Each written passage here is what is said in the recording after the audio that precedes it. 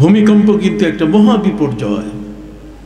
অতএব ভূমিকম্প যদি হয়, ইয়াউমা তারাউনাহা তাযহালু কুল্লু মুরদিআতিন আম্মা আরদাআত, সেখানে মায়ের গর্ভে যে শিশু জন্ম নিয়ে বুকের দুধ পান করছে, সেই শিশু মায়ের বুকের দুধ পান করা বন্ধ করে দেবে। কোরআন বলে দিচ্ছে ওয়া তাযাউ কুল্লু যাতি হামলিন হামলাহা, আর প্রত্যেক মা তার গর্ভের শিশু গর্ভ থেকে খসে পড়ে যাবে। আর মানুষগুলো ওয়া তারান নাসা সুকারা, মানুষগুলো মাতাল হয়ে যাবে, কেউ কারো কোনো খবর নিতে পারবে না।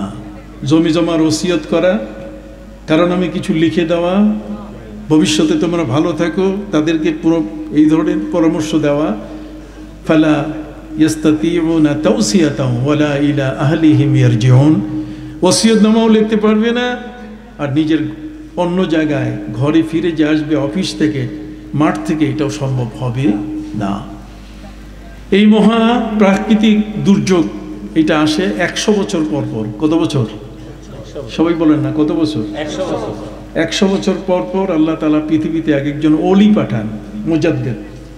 ইন্নাল্লাহা ইয়াবআসু আলা রাসি কুল্লি মিয়াতি সানাতিন মা ইউজাদ্দিদু লাহা দীনাহা, পৃথিবীর মধ্যে প্রতি 100 বছরের মধ্যে আল্লাহ তাআলা একজন মুজাদ্দিদ পাঠান। মুজাদ্দিদ মানে যুগ সংস্কারক, যিনি আসার পরে এই যুগের দুষ্ট মানুষরা, যারা দুষ্টামি করে মানুষের ঈমান নষ্ট করেছে, যারা মানুষের আকীদা নষ্ট করে দিয়েছে, মানুষের বিশ্বাস নষ্ট করে দিয়েছে, এদেরকে সোজা করার জন্য প্রতি 100 বছর পর পর আল্লাহর এমন ওলি একজন মুজাদ্দিদ পৃথিবীতে আসেন।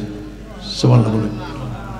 অতএব কোনো ভয় নাই, যত নামের মানুষ আমাদের দেশে আসুক না কেন, আমাদের প্রিয় নবী সাল্লাল্লাহু আলাইহি ওয়াসাল্লামের প্রেম ভালোবাসার বিরুদ্ধে বেদাত বলতে বলতে যদি মুখের থেকে ফেনা বের করে করে বুক ভিজায় ফেলে, লাভ হবে না। কথা বুঝতে পারছেন? লাভ হবে না এই কারণে, যেহেতু 100 বছর পর পর কি এক একজন মুজাদ্দিদ আসতেছেন। সুনানে আবি দাউদের হাদিস, প্রিয় নবী সাল্লাল্লাহু আলাইহি ওয়াসাল্লাম বলেছেন প্রত্যেক 100 বছর পর পর এই ধরনের একজন মুজাদ্দিদ আসেন। আর যে মুজাদ্দিদ আসলে পরে তখন যারা বাতিল, যারা অপপ্রচার করে নবীর প্রেম ভালোবাসাকে ধ্বংস করে দিয়েছে, মানুষের সমাজ থেকে যারা প্রিয় নবী সাল্লাল্লাহু আলাইহি ওয়াসাল্লামের ভালোবাসাকে জীবন্ত কবর দিয়েছে, এই মানুষগুলোকে সোজা করার জন্য, কথা বলেন না, এই মানুষগুলোকে কি করার জন্য?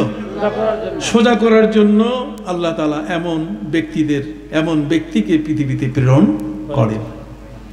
এক সময়কালে সম্রাট আকবর দ্বীনে ইলাহি প্রচার করতে করতে এমন একটি পর্যায়ে নিয়ে গেছিল যে সেখানে নিজের বোনকে বিবাহ করা বৈধ, এই ধরনের মদ পান করা বৈধ, এই বিষয়গুলো প্রচার করেছিল। সেই যুগে তাকে ঠেকাবার মতো কেউ ছিলেন না। সম্মানিত সুধী, এই ধরনের একজন ক্ষমতাধর ব্যক্তি, রাষ্ট্রের এত বড় শক্তিশালী একটা মানুষকে আপনি কেমনে ঠেকাবেন? যার হাতে অস্ত্র আছে, যার হাতে র্যাব আছে, যার হাতে সেনাবাহিনী আছে, যার হাতে সামরিক বাহিনী আছে, পুলিশ আছে, কথা বলেন, তাকে ঠেকাবার মতো ক্ষমতা কার আছে? কিন্তু আল্লাহ পাক রব্বুল আলামিন এমন একজন মুজাদ্দিদ পাঠাই দিলেন, মুজাদ্দিদে আলফেসানি রাহমাতুল্লাহি আলাইহির মতো ব্যক্তি, যে যিনি সম্রাট আকবরের মতো ব্যক্তিকে সোজা করে ফেলেছেন। সুবহানাল্লাহ বলেন। পৃথিবীর মধ্যে নবীর প্রেম ভালোবাসা, নবীর প্রেম এবং ভালোবাসা হলো এমন একটি বিষয়। আপনি আমার কথাগুলো কি শুনতেছেন? আওয়াজ কম হলে দেখি, আমি টেনে একটু আওয়াজটা কাছে নেই। এখন শোনা যায়? এখন শোনা যাচ্ছে? মারহাবা। সম্মানিত সুধী, আমার দেখতে হবে, লোকগুলোকে দেখতে হবে আমার, হ্যাঁ, না দেখলে তো। আজকের মাওলানা শহীদুল্লাহ বাহাদুর, এই ধরনের আলিম যারা তৈরি হয়েছে, এক সময় এরা কেউ ছিল না, ছোট বাচ্চা, তখন আমরা ছিলাম মাঠে। কথা বলেন, তখন মাঠে ছিলাম কি? আমরা যদি না থাকতাম তাহলে শহীদুল্লাহ বাহাদুর সাহেবের মতো ব্যক্তিরা আজকে এই মাঠ পেত না। কথা বুঝে গেছে? মাঠ আমরা তৈরি করে রেখেছি, ধরে রেখেছি মাঠ। কারণ আমরা চিরদিন বেঁচে থাকবো না, এই মাঠকে ধরে রাখতে হবে। এই জন্য মোতাবাহের, মুহাক্কিক, আলেমে দ্বীন আমাদের দরকার আছে কিনা? অতএব সেই আলিমগুলো এখন আল্লাহর মেহেরবানি তৈরি হচ্ছে, আমাদের কোনো ভয় নাই। আল্লাহ পাক রব্বুল আলামিন পৃথিবীতে দুটো জিনিস পাশাপাশি রেখে দিয়েছেন, যে দুটো জিনিসকে আজকের কিছু জ্ঞান পাপী, যাদের লেখাপড়া অনেক বড়, বিশ্ববিদ্যালয় সব পার করে এসেছে, কিন্তু তারপরও তাদের ওই আগে যেমন সাইতে ঘুমানো অভ্যাস, এইটা সারে নাই। কথা বুঝতে পারছেন? তাদের অবস্থানটা হলো এমন যে নিজেদেরকে বিরাট বিদ্বান তারা জাহির করেন, যত বড়ই বিদ্বান জাহির করুন না কেন, কিন্তু তারপরও আমাদের প্রিয় নবী সাল্লাল্লাহু আলাইহি সাল্লামের ভালোবাসা, সাহাবায়ে কেরামের মধ্যে যেটা ছিল, এটা কোনো বক্তৃতা দিয়ে কোনোদিন ওই ভালোবাসা নষ্ট করা যাবে না। নবী করিম সাল্লাল্লাহু আলাইহি সাল্লামের প্রতি ভালোবাসা ছিল এত বড় যে আল্লাহর নবী সাল্লাল্লাহু আলাইহি ওয়াসাল্লাম সাহাবীকে বললেন, তিনজন সাহাবীর ঘটনা, যে আমার এই পাত্রে যা কিছু আছে এটা এমন একটা জায়গায় ফেলে দিও যাতে কেউ না দেখে। তার মানে ওই পাত্রের মধ্যে নবী করিম সাল্লাল্লাহু আলাইহি ওয়াসাল্লামের প্রস্রাব মোবারক, তার পেশাব মোবারক ছিল একটা পাত্রের মধ্যে। তো তিনি সাহাবীকে বললেন যে তুমি এটা এমন একটা জায়গায় ফেলে দিও যাতে কেউ না দেখে। সাহাবী তিনি নবী করিম সাল্লাল্লাহু আলাইহি ওয়াসাল্লামের আদেশ মান্য করে আল্লাহর নবীর কাছে এসে বলছে, হুজুর আপনি যা আদেশ দিয়েছেন আমি তাই করেছি। আল্লাহর হাবিব সাল্লাল্লাহু আলাইহি ওয়াসাল্লাম বললেন যে আমার তো মনে হচ্ছে না যে তুমি মাটিতে ফেলে দিয়েছ, বরং এই পেশাব যেটা তোমাকে ফেলতে বলেছি তুমি সেটা মাটিতে ফেলোনি, একটু বলো দেখি কোথায় তুমি ফেলেছো। সাহাবী বলেন, হুজুর আপনি বলেছেন আমাকে এমন এক জায়গায় আপনার পেশাব মোবারকটা রাখার জন্য, ফেলে দেওয়ার জন্য, যাতে কেউ না দেখে। মাটিতে যদি আমি ফেলে দিই তাহলে কোনো পশু প্রাণী দেখতে পারে, এই জন্য ওটা আমি এমন একটা জায়গায় রেখেছি আমার পেটে যাতে কেউ না দেখে। প্রিয় নবী সাল্লাল্লাহু আলাইহি সাল্লাম বলেন, কি বলো তুমি, আমার পেশাব তুমি পান করেছো? কত বড় কথা! মোল্লাদের কাছে যান, মৌলবীদের কাছে যান, এই যুগের লেখাপড়া করে যারা বিশাল বিদ্বান, তারা বলবে জায়েজ নাই, হারাম হারাম হারাম। নবীজির পেশাব এটাকে পান করা যায়? আল্লাহর নবী সাল্লাল্লাহু আলাইহি ওয়াসাল্লাম তিনি তাকে বললেন, শোনো, আমার এই পেশাব পান করার কারণে এই পৃথিবীর মধ্যে তোমার গায়ের থেকে যে সুঘ্রাণ বের হবে, মৃত্যুর আগ পর্যন্ত তোমাকে আর কোনোদিন মিশকাম্বর, কোনো আতর ব্যবহার করার প্রয়োজন হবে না। শুধু তাই নয়, বরং কিয়ামতের কঠিন দিনে আমার প্রস্রাব তোমার পেটে থাকার কারণে আল্লাহ তাআলার জাহান্নাম তোমাকে স্পর্শ করবে না। সম্মানিত সুধী, সাহাবী নবীজির প্রস্রাব পান করেছেন। আপনি ফতোয়াবাজি করতে পারেন, আপনি এটা নিয়ে গলাবাজি করতে পারেন, আপনি এটা নিয়ে বাড়াবাড়ি করতে পারেন যে এটা হয় নাকি, এগুলো কি বিশ্বাস করা যায়? তো বিশ্বাস তো অনেক জিনিসেই করা কষ্ট। ওই সিলেটের সুরমা নদী পৃথিবীতে শত শত বছরের সাক্ষী হয়ে আছে, যে সুরমা নদীর উপরে বাবা শাহজালাল ইয়েমেনি রহমতুল্লাহ আলাই 360 জন মুরিদ, 360 জন ভক্ত ওলিদেরকে নিয়ে তিনি একটা জায়নামাজের উপরে দাঁড় করিয়ে পার হয়েছিলেন। সম্মানিত সুধী, একটা জায়নামাজ, 360 জন ব্যক্তি একটা জায়নামাজের উপরে উঠা, আর সেই 360 জন ব্যক্তিকে নিয়ে সুরমা নদী পাড়ি দেওয়া, এখনকার এই নতুন যুগের আলেমরা এটা বিশ্বাস করতে চায় না। আপনার কথা কি বুঝতে পারছেন? এটা বিশ্বাস করতে চায় না। তাদের বক্তব্য হলো পানি কাপড় জাতীয় জিনিসকে ভিজায় ফেলে, আর তার উপরে একটা মানুষ উঠলেই তো ডুবে যাওয়ার কথা, আর 360 জন ব্যক্তি একটা জায়নামাজের উপরে দাঁড়িয়ে গেল আর পার হয়ে গেলেন। তারা পার হতে গিয়ে সেখানে গোবিন্দরাজ গৌর গোবিন্দ এই দুষ্ট দুরাচার সে ওই পারে যেন এই দরবেশ উঠতে না পারেন।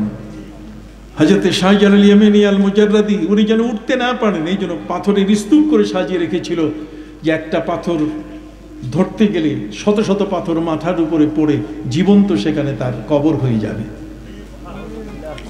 সম্মানিত শুধু ওদিকে পাথরের স্তূপ। আল্লাহর ওলিদের চোখের দৃষ্টি অনেক শক্তিশালী, কারণ যেই নবীর হাতে, যেই নবীর অনুসরণ করেন তারা, সেই নবী তো বলছেন ওয়াল্লাহি ইন্নী লা আরাকুম মিন যাহরি কামা আরাকুম আমামি, খোদার কসম আমি তোমাদেরকে পিছনে ঠিক এরকম দেখি যেমন সামনে আমি দেখি। আমার নবী সাল্লাল্লাহু আলাইহি ওয়াসাল্লাম বলেন ওয়াল্লাহি ইন্নী লা আরাল জান্নাতা ওয়া জাহান্নামা মিন হাহুনা, আমি নামাজের জায়নামাজে দাঁড়াই আল্লাহর জান্নাত জাহান্নাম আমি দেখতে পাই। তাহলে জান্নাত জাহান্নাম দেখার মতো চক্ষু আমার নবীর ছিল কিনা?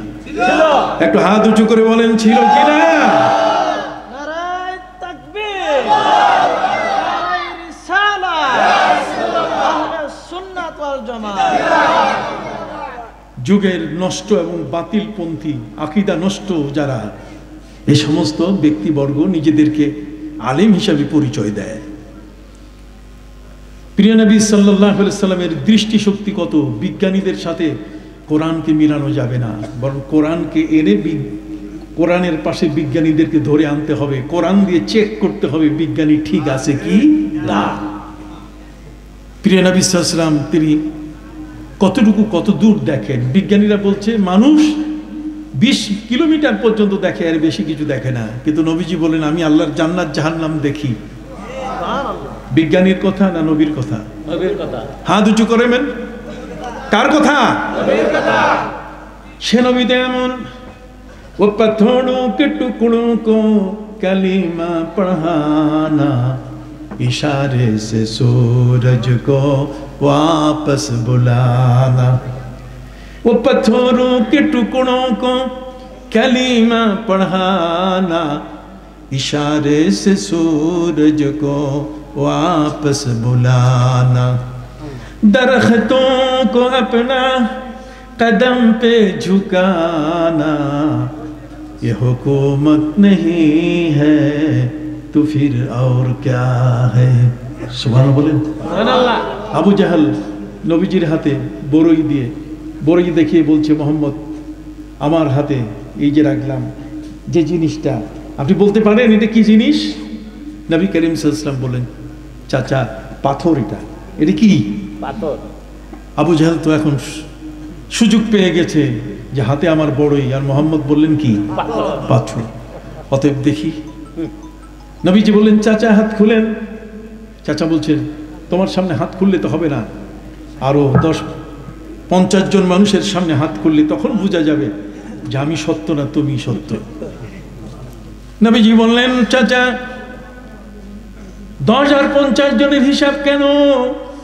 1000 মানুষ আপনি নিয়ে আসেন, তারপর আমি যা বলেছি আল্লাহ পাক রব্বুল আলামিন তিনি আমার ইজ্জত রক্ষা করবেন।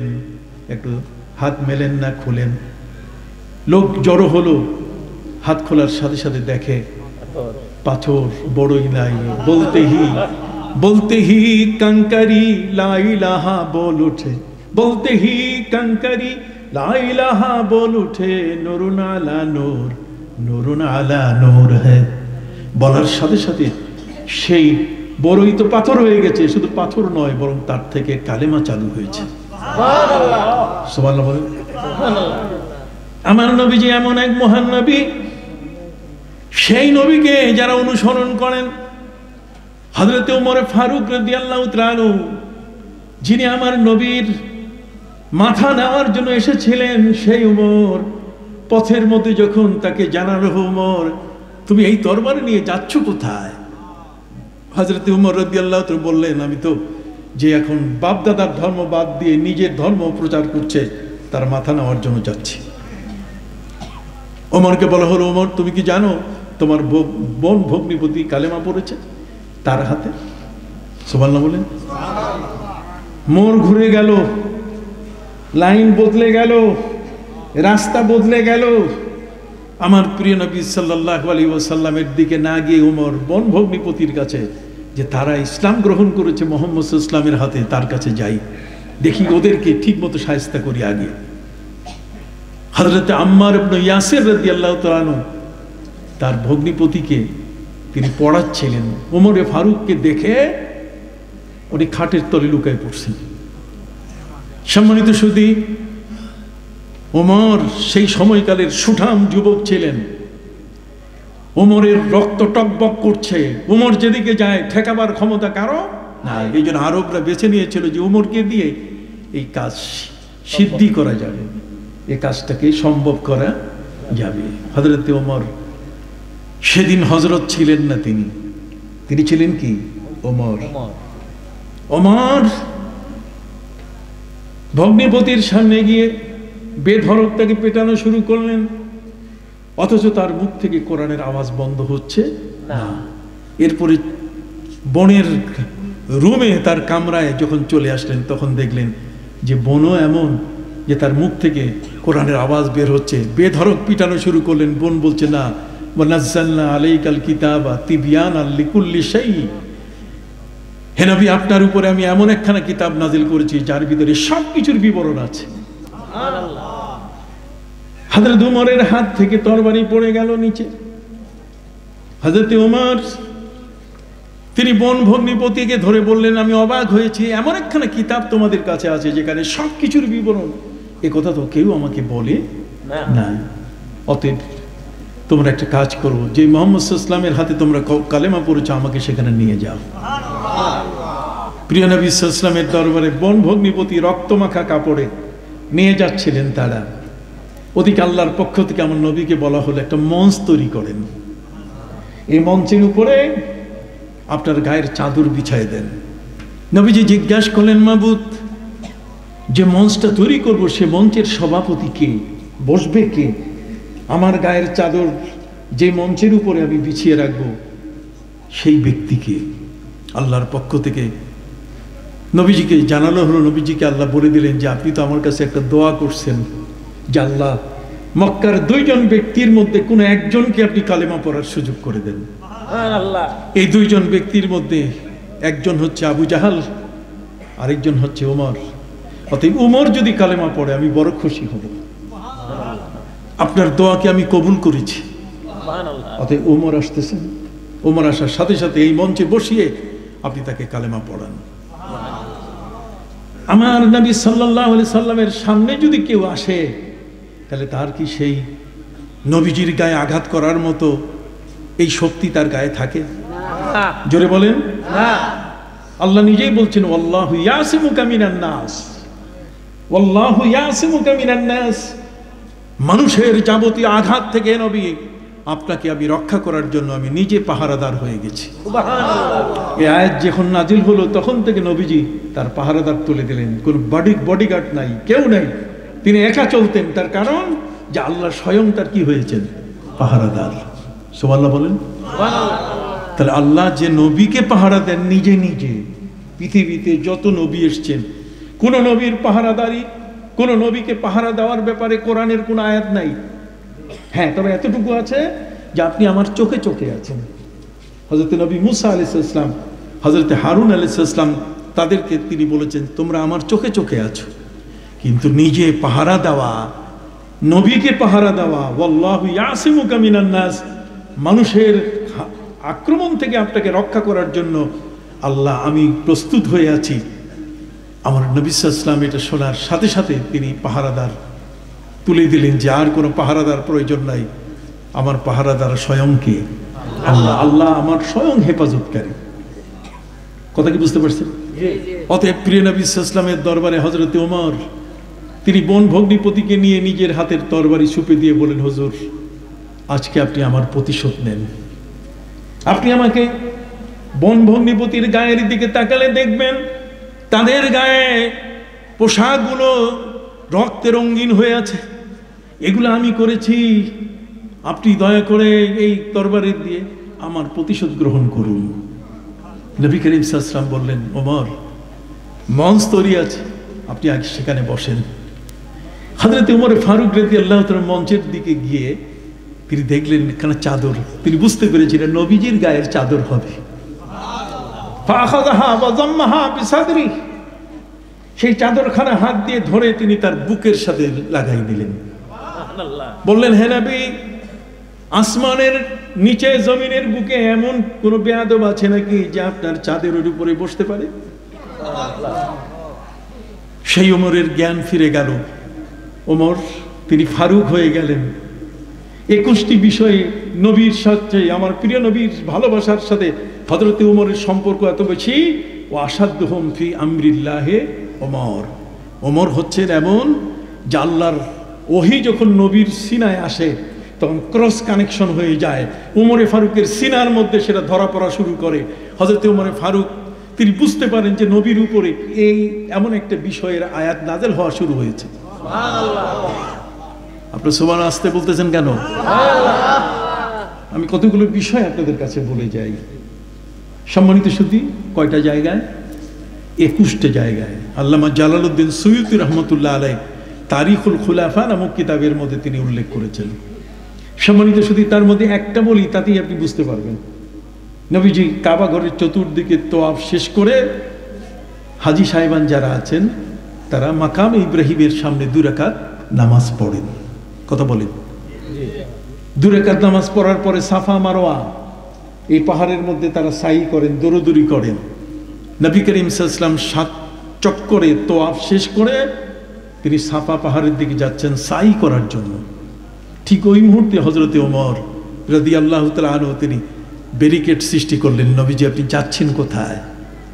নবীজি বলেন, ওমর, আমি তোয়াফ শেষ করেছি, এখন সাফা পাহাড় মারওয়া পাহাড়ের মাঝখানে আমি সাই করব। হযরত ওমর বলেন, হুজুর, আপনি এই মাকামে ইব্রাহিমের সামনে 2 রাকাত নামাজ পড়েন। নবীজি বলেন, ওমর, তুমি নবী না আমি নবী? কে বলবে বলো? কে নামাজ পড়ার জন্য আদেশ দেবে? আমি আদেশ দিব না তুমি আদেশ দিবে, কোনটা? হযরত ওমর বলছেন, হুজুর মাফ চাই, আমি আর কিছু বলবো না। নবীজি যখন যাবেন, তার কদম মোবারক, পা মোবারক যখন উপরে উঠে যাওয়া শুরু করছেন, সাথে সাথে জিবরিল আমিন এসে ব্যারিকেড সৃষ্টি করে বললেন, হুজুর 2 রাকাত নামাজ পড়েন, আপনার সাফায় এখন যাওয়া হবে না। আল্লাহ আপনাকে আদেশ দিয়েছেন, ওয়াত্তাখিযু মিন মাকামি ইব্রাহিমা মুসাল্লা। মাকামে ইব্রাহিম যেটা, এর সামনে 2 রাকাত নামাজ পড়তে হবে। দেখেন নবীর কাছে যে আয়াতটা আসতেছে, এটার ক্রস কানেকশন আগে হয়ে গেছে কার সিনায়? হযরত উমরের সিনায়। ওয়াজ বুঝতেছেন কিনা জানি না। উমরের সিনায়। কেন? যে উমর তার ভালোবাসার মধ্যে কোনো প্রকার ত্রুটি রাখেন নাই। এই বর্তমান সময়কালে আলেমদের বক্তৃতা শুনলে দেখলেই মনে হয় মুনাফিকি কথা, সকালে এক কথা বলে, বিকালে আরেক কথা বলে, কথাবার্তা ঠিক নাই।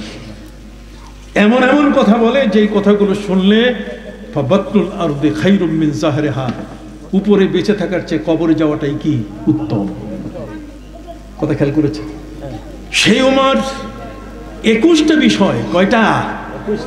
নবীজির কাছে যে কোরআনের আয়াত নাজিল হবে তার আগেই উমরের কাছে ক্রস কানেকশন হয়ে যেত। তার সিনার পাওয়ার নবীর সাথে, নবীর কাছে কালেমা পড়ার পরে এত বেড়ে গেল। সুবহানাল্লাহ। ওমর ফারুক রাদিয়াল্লাহু তাআলা জুমার দিনে খুতবা দিতে গিয়ে মাঝখানে তিনি বললেন, ইয়া সারিয়াতু আল জাবাল আল জাবাল, সেনাপ্রধান তোমার সৈনিকদেরকে পাহাড়ের পথ ধরাও। নামাজ শেষ হওয়ার পরে মুসল্লিরা হযরত ওমরকে জিজ্ঞাসা করেন, ওমর, এই মসজিদ, মসজিদে নববী, নবীজির মসজিদের মধ্যে কোনো সেনাপতি নাই, এখানে কোনো সৈন্য নাই, সবাই মুসল্লি, আপনি কাকে বললেন এটা? সিয়াক সাবাক, আগের পরে কথায় মিল নাই। হযরত ওমর রাদিয়াল্লাহু তাআলা বললেন যে আমি যখন খুতবা দিচ্ছি, এখান থেকে 900 কিলোমিটার দূরে ইরানের বলখে আমার সৈন্যরা বিপদে পড়েছে, এই জন্য আমি ওই সেনাপ্রধানকে এখান থেকে আমি তাকে অর্ডার দিলাম, কমান্ড দিলাম যে তুমি পাহাড়ের পথ ধরো। তাহলে 20 কিলোমিটার গেল কোথায়? বিজ্ঞানীদের 20 কিলোমিটার কি আছে? নাই। একটু জোরে বলেন, আছে নাকি? নাই। 8 মাইল 20 কিলোমিটার, এগুলো কোনোটাই নাই। ইসলাম হচ্ছে এক ব্যতিক্রম ধর্মী ধর্ম। এই ধর্মের সাথে বিজ্ঞানীর কথাগুলোকে যদি আপনি মিলাতে চান, আপনি পারবেন না। বরং বিজ্ঞানী এসে এই কোরআনের কাছে মাথা নত করতে হবে। কথা বুঝতে পারছেন? সম্মানিত সুধী, হযরত ওমর তিনি বললেন, আমি তো আমার ওই সেনাপ্রধানকে আমি বলেছি পাহাড়ের পথ ধরতে, তোমরা যদি বিশ্বাস না করো 1 সপ্তাহ পরে ওরা আসতেছে, তোমরা জিজ্ঞেস করিও। সপ্তাহান্তে ওরা যখন ফিরে আসেন, সবাই জিজ্ঞেস করলেন যে গত জুমার দিনে কোনো ঘটনা ঘটেছে? তারা বললেন, হ্যাঁ, আমরা বিপদে পড়েছিলাম হযরতে ওমর, কোনো মেঠোফোন ছিল না, কোনো ওয়্যারলেস ছিল না, কোনো এই ধরনের শক্তিশালী কোনো যন্ত্র ছিল না যে পৃথিবীর এক প্রান্ত থেকে আরেক প্রান্তে ওয়্যারলেসের মাধ্যমে কথা পাঠানো যায়। সুবহানাল্লাহ বলেন। কিন্তু হযরতে উমরের কণ্ঠ ভেসে আসার কারণে আমরা সেদিন বিপদের হাত থেকে বেঁচে গেছি। সুবহানাল্লাহ বলেন। সম্মানিত সুধী, অতএব নবীর সাথে যদি ভালোবাসা থাকে তাহলে সেই লোকগুলার শক্তি কত বড়। তার মধ্যে একজন শাহজালাল ইয়েমেনি রহমতুল্লাহ আলাই, তিনি সুরমা নদী পাড়ি দিতে গিয়ে একটা জায়নামাজ, তার উপরে কয়জনকে? 360 জনকে তিনি উঠালেন। এখন যারা বর্তমান সময়কালের মৌলবী, কথা কন না, এই বাচ্চাগুলা, এগুলোকে আমি বাচ্চা বলি, কথা কন না, কি বলি? এটা বাচ্চা, এগুলো শিশু। জ্ঞানের জগতে এগুলোর কোনো এখনো পাণ্ডিত্য আসে নাই। জ্ঞানের জগতে এখন পর্যন্ত তাদের সেই তাবাহুর, এটার ভিতরে যে গভীরতা এটা সৃষ্টি হয়, তারা প্রশ্ন তুলে বলে, এটা কি সম্ভব? এটা কি হয়? 360 জনকে এক জায়নামাজে উঠাবে কেমনি? আপনার ইমাম শাফি রহমতুল্লাহ আলাইহির নাম শুনেছেন কিনা? ইমাম শাফি রহমতুল্লাহ আলাইহির সাথে একদল নাস্তিক, একদল আজ্ঞেয়বাদী নাস্তিকের তর্ক। নাস্তিকরা বলছে আল্লাহ নাই, ইমাম শাফি বলছেন আল্লাহ আছেন। ওরা বলছে যে আল্লাহ নাই, আমরা এটা বই পুস্তকে প্রমাণ করব। উনি বলছেন আমার কোনো প্রয়োজন নাই, আমি একটা জায়নামাজ দিয়ে প্রমাণ করব যে আল্লাহ আছেন, আল্লাহ এক। কয়টা জায়নামাজ? একটা জায়নামাজ দিয়ে আমি প্রমাণ করব আল্লাহ কি এক, একক, তিনি আছেন। ওরা বলছে নাই, আল্লাহ বলতে গেলে কিছু নাই। ইমাম শাফি বলছেন তাহলে ঠিক আছে, আগামীকাল বেলা 10টার সময় অমুক নদীর পাড়ে তোমরা আসবে। নাস্তিকরা সব বইপত্র গাড়ি ভর্তি করে তারা সেখানে উপস্থিত হলো। ইমাম শাফি রহমতুল্লাহ আলাইহির কাছে কিছু নাই, আছে কি? একখানা জায়নামাজ। এই জায়নামাজ তিনি বললেন যে আমি যেখানে বলবো সেখানেই বহস হবে। হ্যাঁ ঠিক আছে, বহস। ওই যে মৌলানা বলে গেলেন শহীদুল্লাহ বাহাদুর, গত 15 তারিখে বহস, অমুক তারিখে বহস। এই যে বর্তমান বহস করতেছে এরা আহলে হাদিসরা, একজনও টিকতে পারতেছে না আমাদের আলেমদের কাছে। সুবহানাল্লাহ বলেন।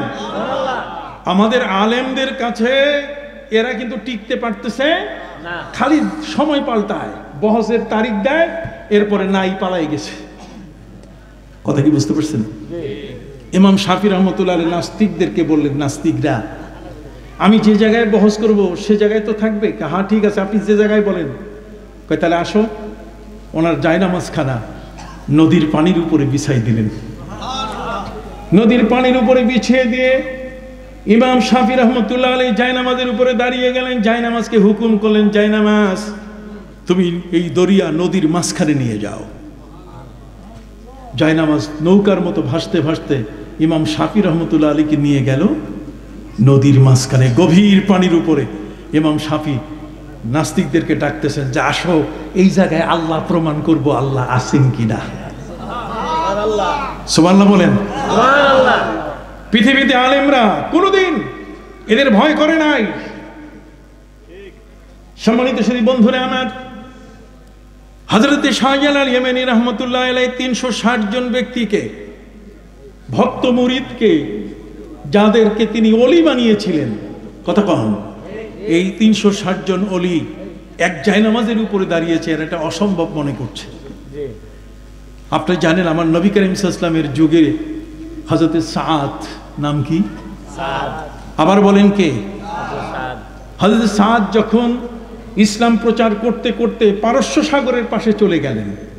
পারস্য সাগরের পাশে যাওয়ার পরে হযরতে সাদ রাদিয়াল্লাহু তাআলা আনহুর সাথে, এই সাহাবীর সাথে আরো যারা সাহাবী ছিলেন, ঘোড়সওয়ার, ঘোড়ার পিঠের উপরে সওয়ার, সবাই মিলে হযরতে সাদকে বললেন, সাদ আপনার এখন উদ্দেশ্য কি? আমরা তো ইসলাম প্রচার করতে করতে পারস্য সাগরের প্রান্তে চলে আসছি, আছে না আমাদের বঙ্গোপসাগর?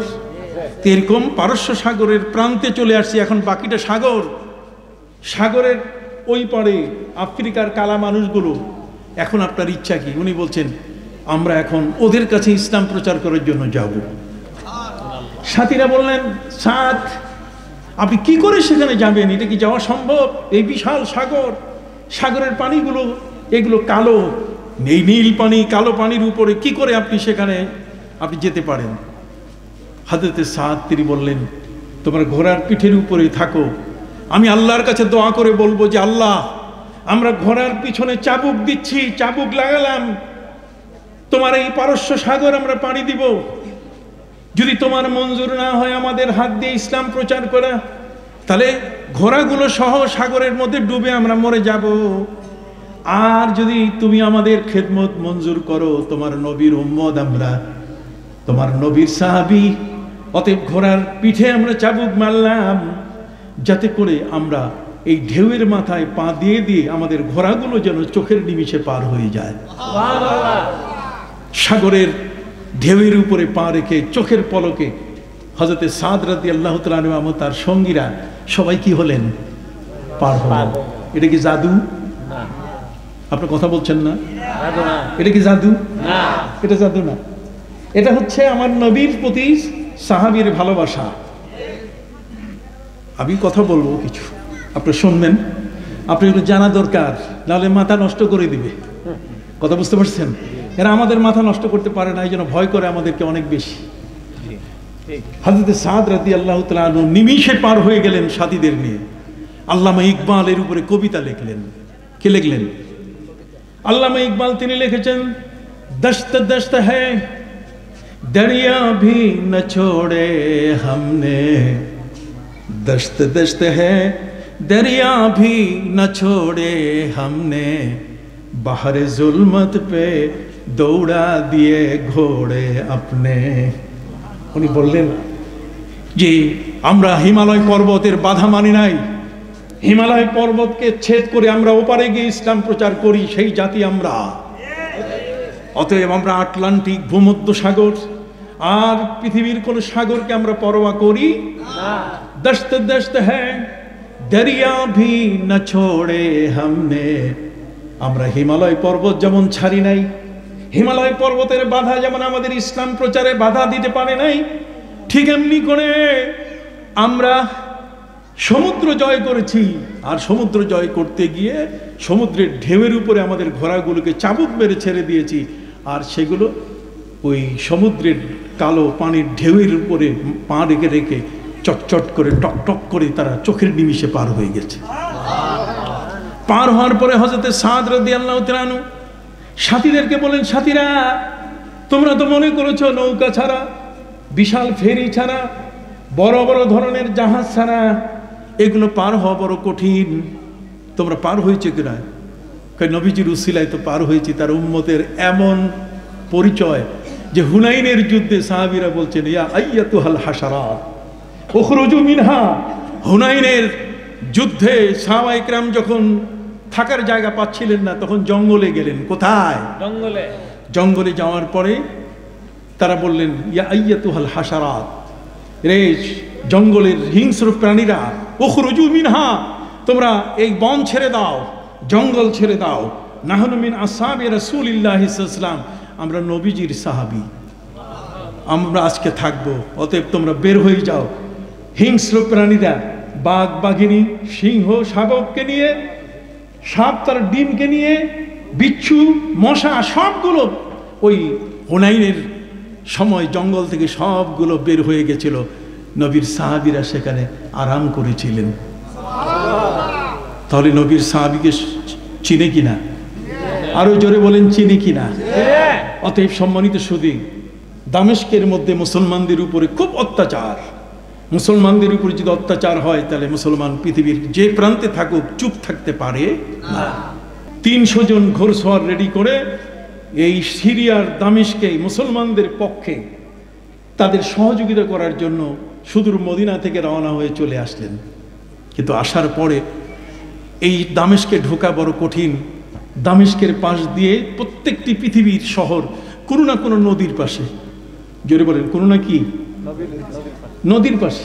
যেমন চট্টগ্রাম কর্ণফুলী নদীর পাশে, কথা কন, কুমিল্লা গোমতী নদীর তীরে, ঢাকা বুড়িগঙ্গা নদীর তীরে, আপনার খুলনা রূপসা নদীর তীরে, রাজশাহী পদ্মা নদীর তীরে, কথা কন, নারায়ণগঞ্জ কুশিয়ারা নদীর তীরে। তাহলে প্রত্যেকটি পৃথিবীর মধ্যে যে কোনো শহর কোনো না কোনো একটা নদীর কিনারে, নদীর কি কিনারে।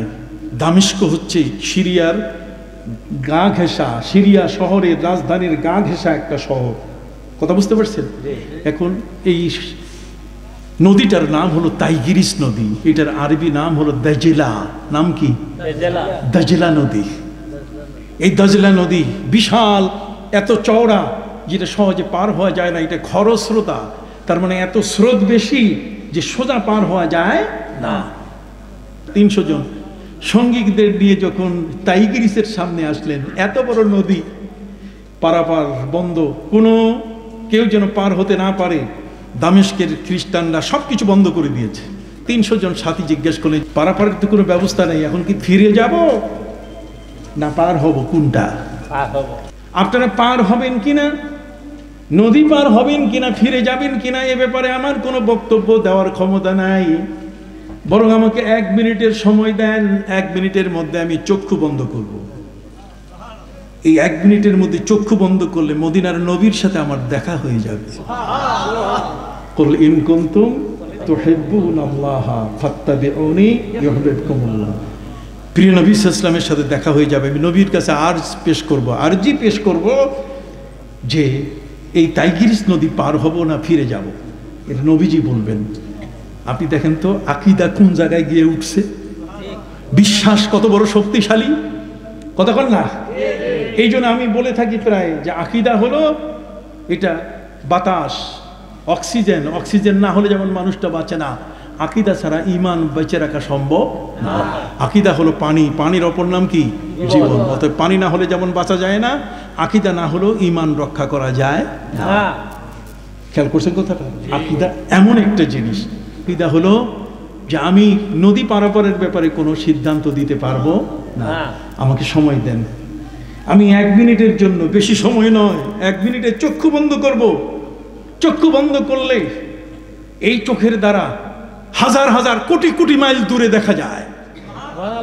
ফাইন্নাহা লা তা'মাল আবসার ওয়ালাকিন তা'মাল কুলুবুল্লাতী ফিস সুদূর।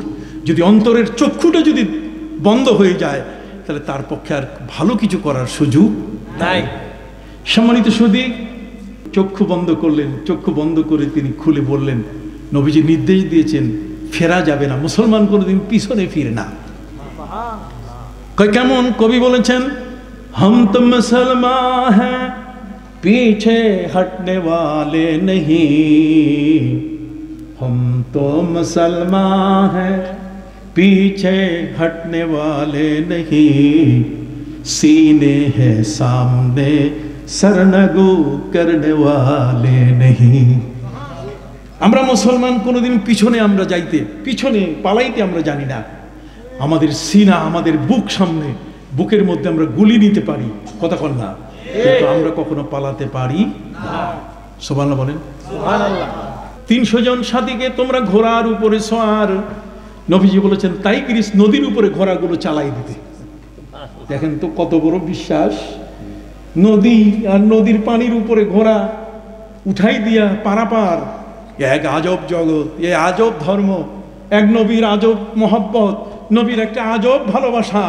সেই ভালোবাসাটা এটা যদি না হয়, তাহলে মিলাদুন নবী আপনি পড়বেন কেমনে? ইয়া নবী সালাম আলাইকা দিতে গিয়ে তখন কোমর সোজা হবে না, শ্বশুর আসলে আব্বা আব্বা একেবারে খারাপ, আর নবীর সালাম আসলে তাসলিমা আর তানবিল তাজিম, কথা বল না?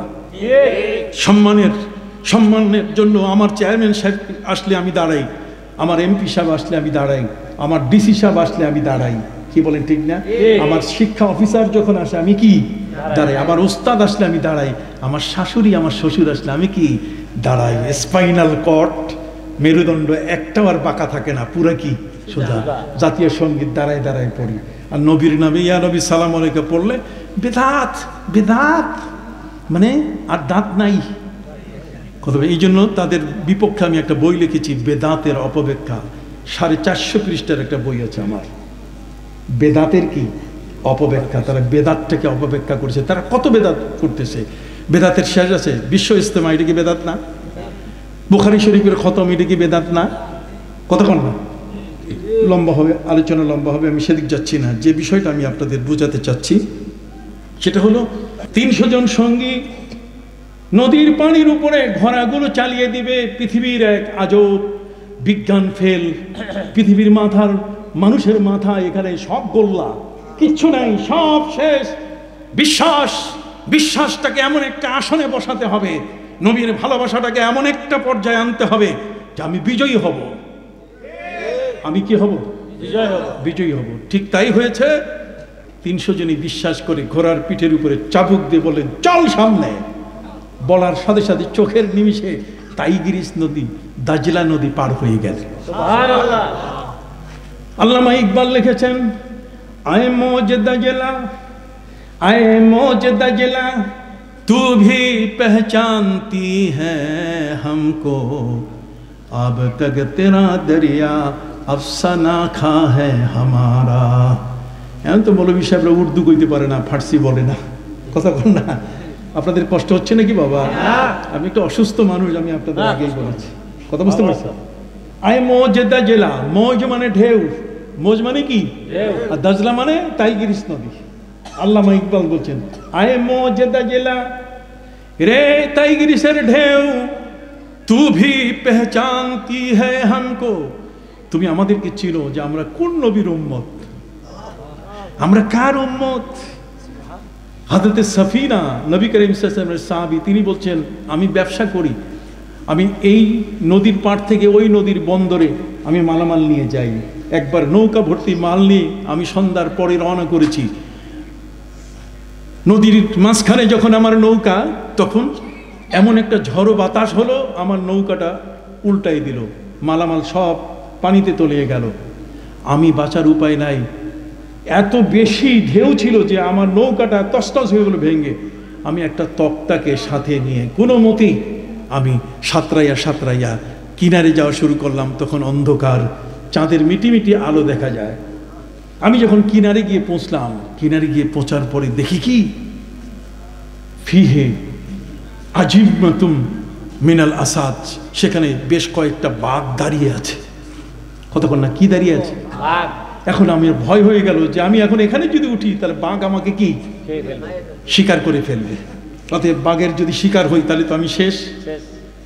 উনি তখন কিনারে উঠার আগে বাঘকে বলছে, রে বাঘ, আমি নবীর একজন গোলাম, আমি নবীর একজন কি গোলাম। বাঘটা শোনার সাথে সাথে সুম্মা ত সে মাথা নিচু করে বলল, ওকে ওকে। সোমান আসতে করলেন কেন? আমি কি ভুল ওয়াজ করছি?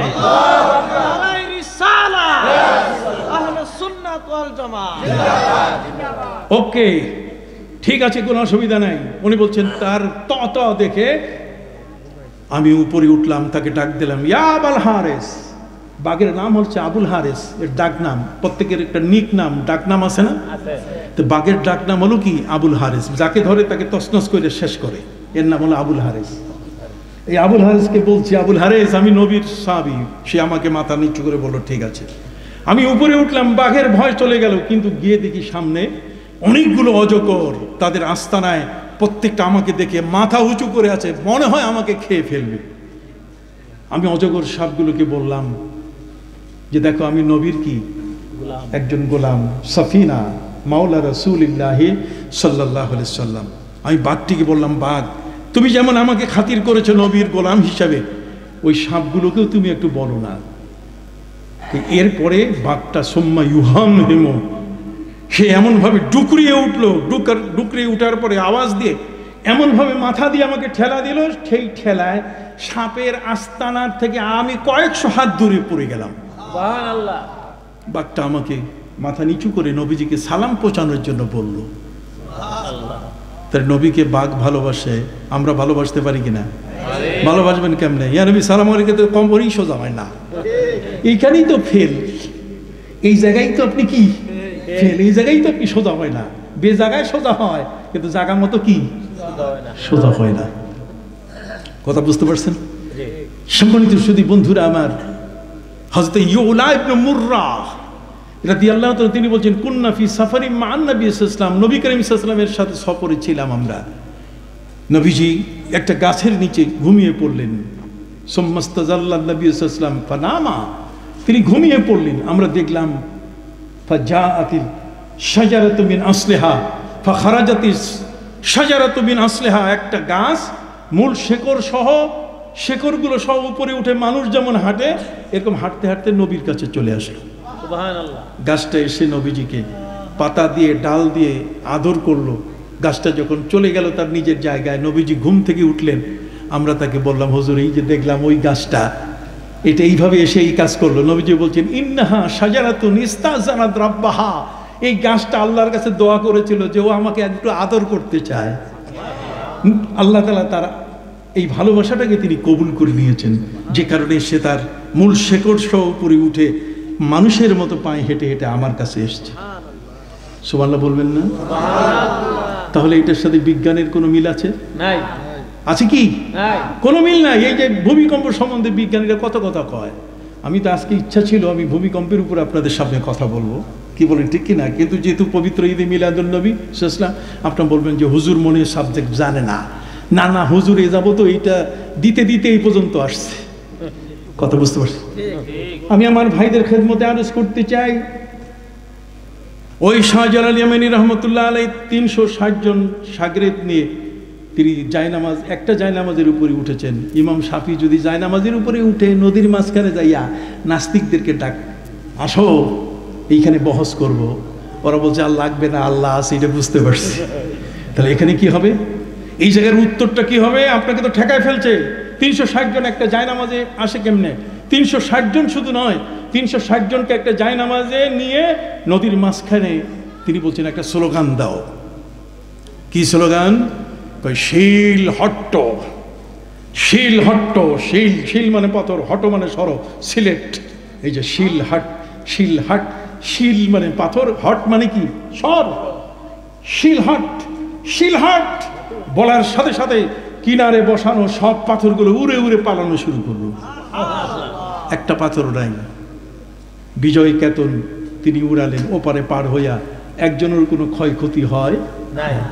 হযরতে শাহজালাল ইয়ামানি রহমতুল্লাহ আলাইহির এই ঘটনা আপনি পবিত্র কোরআনের একটা আয়াতের তর্জমা এবং তার ছোট একটা ব্যাখ্যা করে আমি শেষ করতে চাই। আপনারা সকলেই জানেন বিলকিস রানীর নাম শুনছেন কিনা? নবী সুলাইমানের নাম শুনছেন কিনা? নবী সুলাইমান তিনি হুদহুদ পাখি দিয়ে খবর নিলেন যে বিলকিস নামে একজন রানী সাবা রাষ্ট্রে বাস করছে। তিনি তাকে ইসলাম গ্রহণ করার জন্য আহ্বান জানিয়েছিলেন।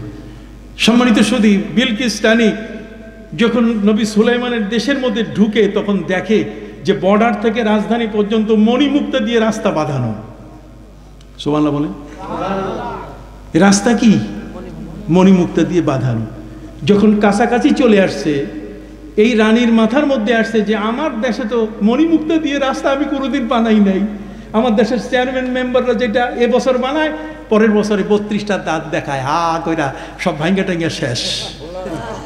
অথচ বিলকিস রানী আসতেছে নবী সুলাইমানের দেশে, তিনি পাখিদেরকে নির্দেশ দিলেন যাতে এই ম্যাডামের গায়ের মধ্যে যেন সূর্যের আলো না পড়ে, ম্যাডাম যেন ভালো মতো আসতে পারে। পাখি দিয়ে তিনি ছায়ার ব্যবস্থা করলেন রাস্তার উপরে।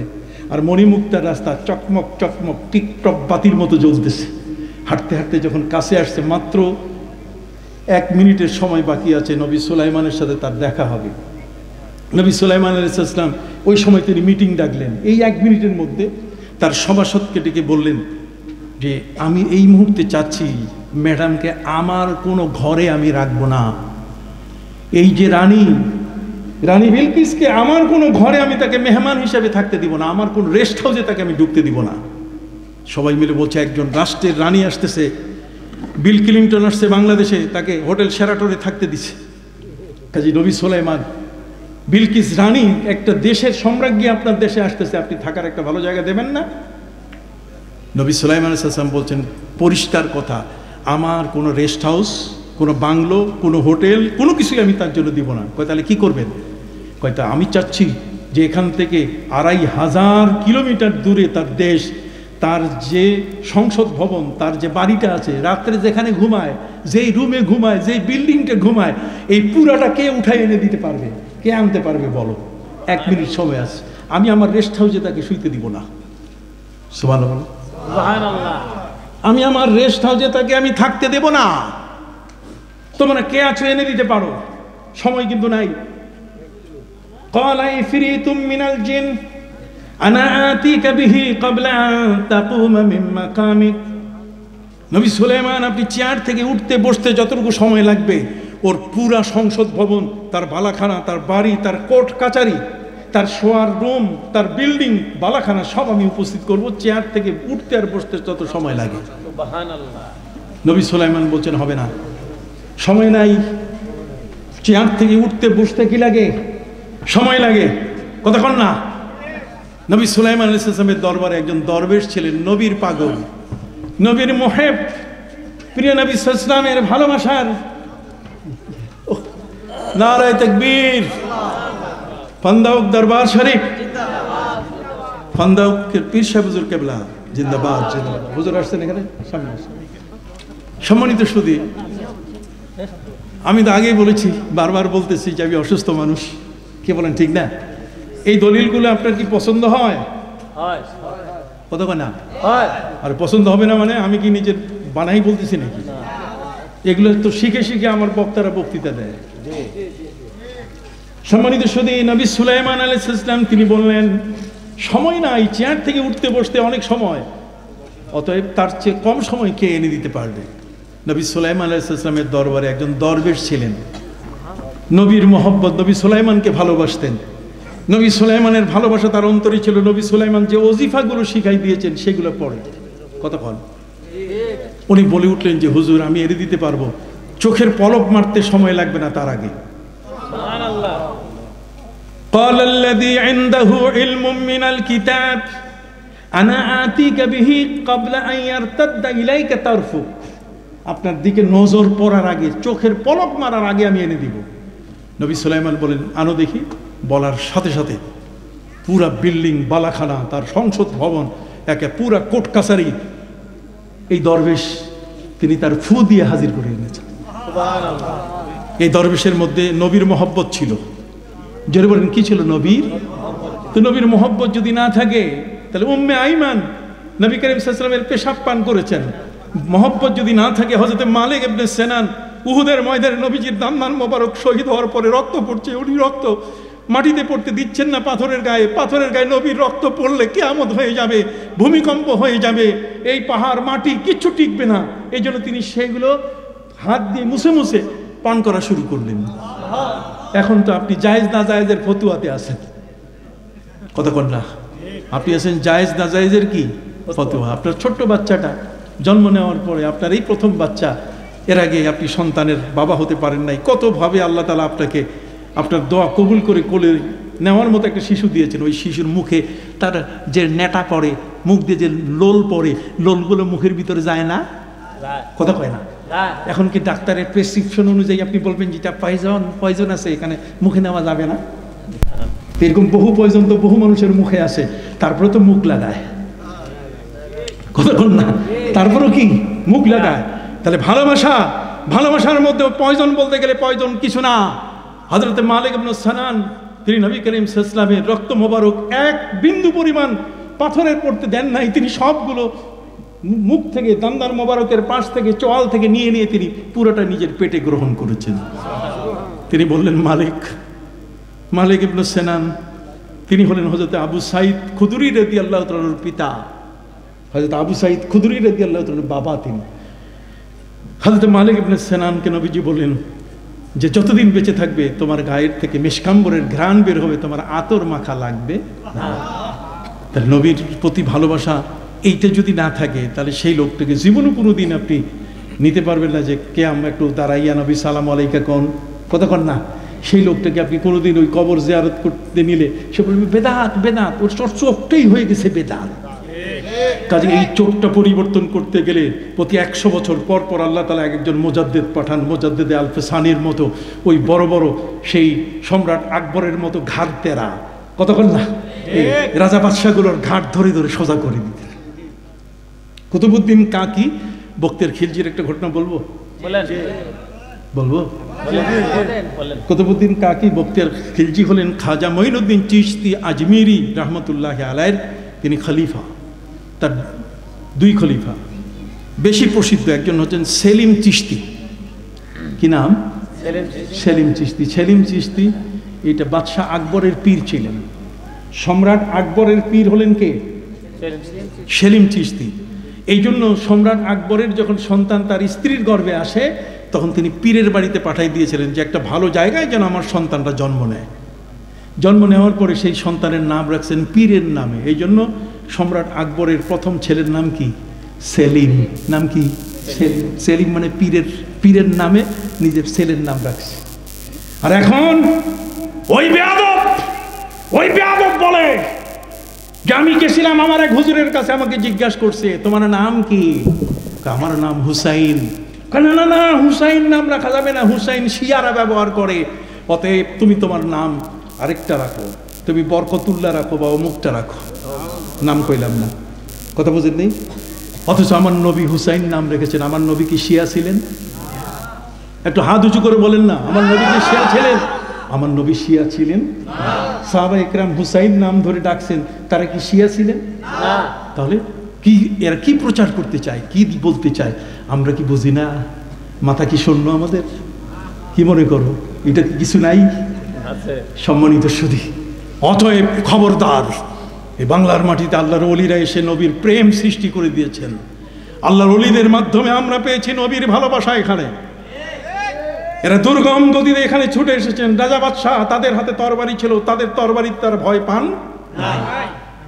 এদেশের প্রতিটি বিন্দুতে বিন্দুতে তারা সেজদার ব্যবস্থা করে দিয়েছেন। সেই আউলিয়াদের তোমরা আজকে ধ্বংস করতে চাও, তাদের মাজার ভাঙ্গো, কথা বল না, তাদের দরবারকে তোমরা ধ্বংস করো, নিজেরা ধ্বংস হয়ে যাবে, তোমরা নিজেদেরকে বাঁচাতে পারবে না। কথা কি বুঝতে পেরেছো? অতএব সম্মানিত সুধী, হযরতে নবী সুলাইমান আলাইহিস সালামের দরবারে যিনি চোখের পলকে 2500 কিলোমিটার দূরে রানী বিলকিস রানীর এত বড় সিংহাসন, তার বালাখানা, তার কোট কাচারি চোখের পলকে এনে দিলেন, কথা কন না? তাহলে সেই তুলনায় হযরতে শাহজালাল ইয়ামানি রহমতুল্লাহ আলাইহি সুরমা নদী পার হতে গিয়ে তিনি জায়নামাজ বিছাই দিয়েছেন। সেখানে 60 জন মানুষ, 360 জন মানুষ চড়া, এটা তো সাধারণ জিনিস, এটা তো সাধারণ জিনিস।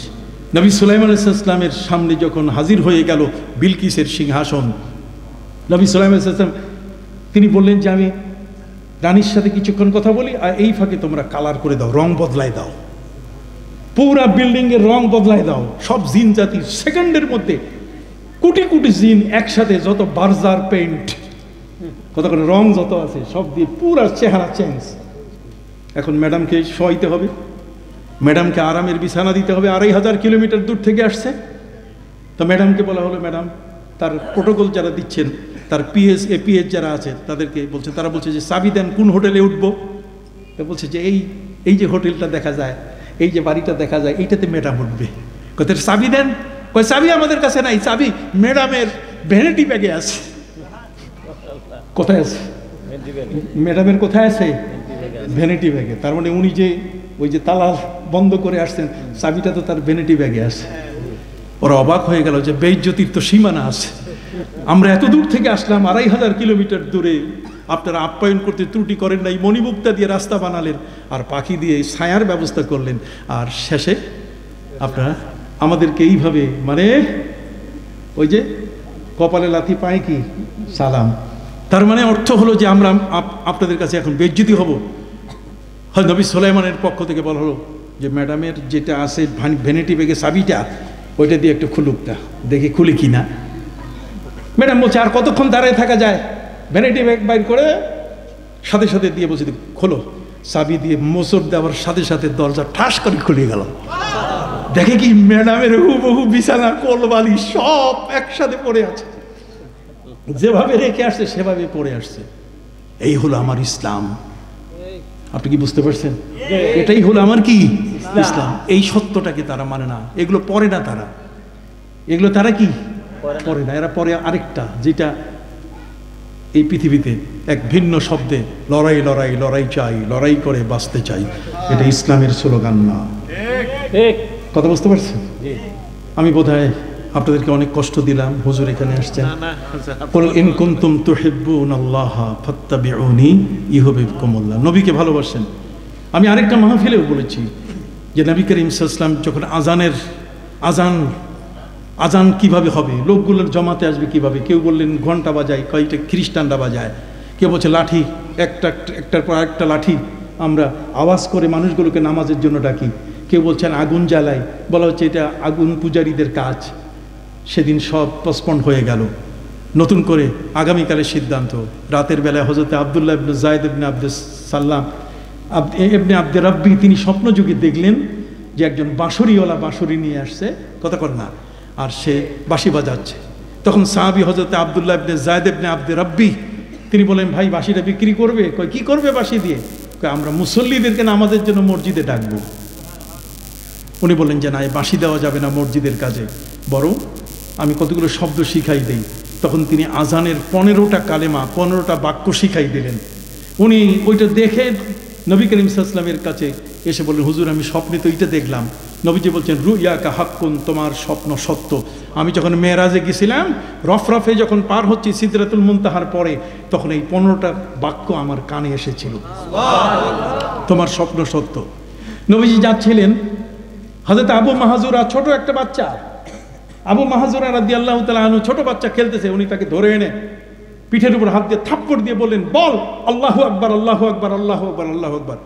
ওনার মুখ থেকে আজানের 15টা কলেমা চালু হয়ে গেল। নবী করিম সাল্লাল্লাহু আলাইহি ওয়াসাল্লাম তার কপালের চুল ধরে তিনি তাকে বললেন যে এটা মনে রাখবে, এটা মুসলমানের আজান। হযরতে আবু মাহজুরা রাদিয়াল্লাহু তাআলা বললেন যে নবী করিম সাল্লাল্লাহু আলাইহি ওয়াসাল্লামের হাতে আমি যখন কালেমা পড়লাম, এরপর থেকে আমার মনে হলো যে আমার নবীজি আমার সামনের চুল এই কয়েকটা ধরছে, চুলের গোছা ধইরা তিনি আমাকে বলছেন এটা আজান। কয় খোদার কসম, সেই দিন থেকে মৃত্যু পর্যন্ত আমার নবীজি যে চুলগুলোতে হাত দিয়েছে এটা আমি আর কাটি নাই। এটা কি কাটি নাই? এই ভালোবাসা না হলে মিলাদ কিয়াম ভালো লাগবে না। কথা বোঝেন নাই? এই ভালোবাসা যদি না থাকে তাহলে আপনি কোনোদিন সুন্নি হতে পারবেন না। কথা বলছেন, সুন্নি হতে গেলে এই ভালোবাসাগুলোর আহ্বান জানিয়ে আজকের মতো হুজুরের কাছে দোয়া চাই। আমি এফেক্টেড, একটু ভুল চিকিৎসা হয়েছে আমার চোখে, যে কারণে আমি চোখে বের হলে আমি পট্টি লাগাই দেব। কথা বুঝতে পারছেন? প্রশ্নের উত্তর আমি দিতে চাই না। কথা বুঝেন না? দিব যে হুজুর মেহরবানি করে মাসালার সমাধান দেবেন। একামতের সময় আমরা কখন দাঁড়াবো? যখন হাইয়া আলাস সালাহ বলবে তখন আপনি দাঁড়াবেন। কথা বুঝতে পারছেন? একামতের আগে দাঁড়িয়ে যাওয়াটা কতটুকু সমীচীন? না না, একামতের আগে আপনি বসে যাবেন। আপনি কি বসে যাবেন? ওই যে মুয়াজ্জিন বলে ভাই দাঁড়াইয়া কাতার সোজা করেন, না না না, এটা মুয়াজ্জিনের কথা না, এটা ইমাম বলবে সাউ সুফুফাকুম ফাইন্না তাসবিয়াতাস সুফুফি মিন ইকামাতিস সালাহ। ইমাম বলে, মুয়াজ্জিন বলাটা বেদাত। নবীর যুগে কোনো মুয়াজ্জিন, নবীর 4 জন মুয়াজ্জিন, হযরত আবু মাহজুরা, হযরত আব্দুল্লাহ ইবনে উম্মে মাকতুম, হযরত বেলাল ইবনে আবি রাবাহ, হযরত আব্দুল্লাহ ইবনে যায়েদ ইবনে আব্দে রাব্বি, এই 4 জন ছিলেন নবী করিম সাল্লাল্লাহু আলাইহি ওয়াসাল্লামের যুগের মুয়াজ্জিন। কোনো মুয়াজ্জিন মুসল্লিদের বলেন এই দাঁড়াইয়া কাতার সোজা করেন, আপনি বলেন করেন, ইমাম সাহেব বলবে আপনি যাইয়া কাতার সোজা আছে, আপনি যাইয়া বসে থাকবেন। কথা বুঝেন নাই? যখন হাইয়া আলাস সালাহ বলবে তখন কি দাঁড়াবেন। বুঝছে? সবাই ভালো থাকেন, আমার জন্য দোয়া করবেন। আসসালামু আলাইকুম ওয়া রাহমাতুল্লাহি ওয়া বারাকাতুহু।